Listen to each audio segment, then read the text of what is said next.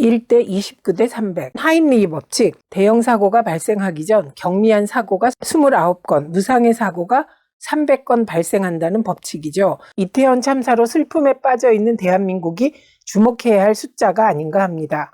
이태원 참사 이후 윤석열 정부는 인위적으로 애도 기간을 정하고 애도만 하고 있으라 했죠. 하지만 철저한 진상규명과 책임자 처벌이 곧 애도입니다. 깊이 애도하고 공감할수록 원인을 철저히 분석하여 훗날 이런 일이 없도록 조치하는 것이 자연스러운 이치.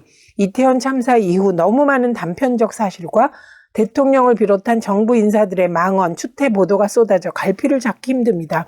오늘은 이 왜곡된 정보의 홍수 속에서 꼭 기억해야 할 팩트를 짚어보려 합니다. 모든 시선이 사건 이후 정부의 대응에 집중되고 있습니다만 대형 참사의 경우 가장 중요한 것은 예방입니다. 10만 명 이상이 모일 것으로 예상된 할로윈 축제, 사전 대비가 제대로 이루어졌는지 따져야 합니다. 윤석열 정부는 질서 유지와 교통 통제를 위해 어떤 조치를 취해 놓았을까요? 할로윈 이전 용산구청 주재로 열린 사전대책회의, 부구청장, 상인회 대표, 용산경찰서 관계자 등이 참석했지만 질서 유지와 시민 안전을 위한 대책은 없었다고 합니다.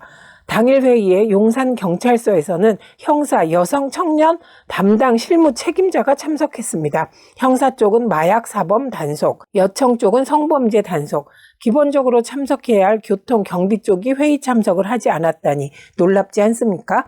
기억해야 할 또 다른 팩트는 용산경찰서에서 오후 10시 6분 기자들에게 보낸 메시지, 용산서 형사과에서 10시 반부터 이태원 일대 마약 단속 나갑니다. 참고하기 바랍니다.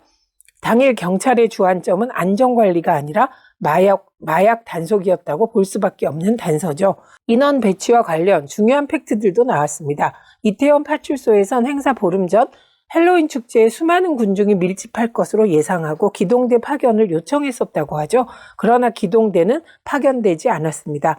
민주당 신현영 의원은 참사 당일 윤석열 대통령 사저가 있는 서초구에 2개 기동대가 야간 대기 중이었다는 사실을 폭로했습니다. 그 2개 기동대가 이태원 할로윈 축제에 배치돼 질서 유지, 교통 통제 업무를 수행했다면 참사는 일어나지 않았을 겁니다. 마지막으로 서울시 인구 밀집도 도시 데이터가 아무 역할도 못한 이유 밝혀야 합니다. IT 강국 대한민국. 참사를 막을 디지털 시스템이 없을 리가 만무죠. 서울시 실시간 인구 밀집도 행정 데이터, 서울 특정 지역에 인구가 밀집하면 혼잡도가 표시됩니다. 오세훈 시장은 출국 중 서울시는 이태원 지역의 비이상적 인구 밀집 현상을 알리는 지도를 보고도 아무런 조치를 취하지 않았습니다. 서울시가 즉각적으로 시민들에게 안전 문자를 보내거나 현장 통제 인력을 충원했다면 결과는 달라지지 않았을까요? 도대체 누구에게 책임을 물어야 할까요? 법적 책임부터 따져야겠죠. 재난관리 1차 컨트롤타워인 행안부 장관은 책임의 대상이라고 봅니다. 일선 경찰들에게 불이익을 돌려받자 제 얼굴에 침 뱉기입니다. 이상민 장관은 과거 브리핑을 통해 경찰 지휘체계를 직접 설명했죠. 경찰청 위에 행안부 장관, 행안부 장관 위에 국무총리, 국무총리 위에 대통령.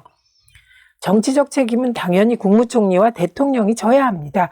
외신 기자회견에서 농담 따먹기나 하며 실실 웃은 총리의 모습에 국민들은 엄청난 배반감을 느꼈을 겁니다. 철저한 진상규명을 위한 국정조사 수용, 이상민, 한덕수 경질까지 강경 대응해도 모자랄 판입니다. 이런 가슴 아픈 참사는 이번이 마지막이기를 진심으로 바랍니다. 최민희였습니다.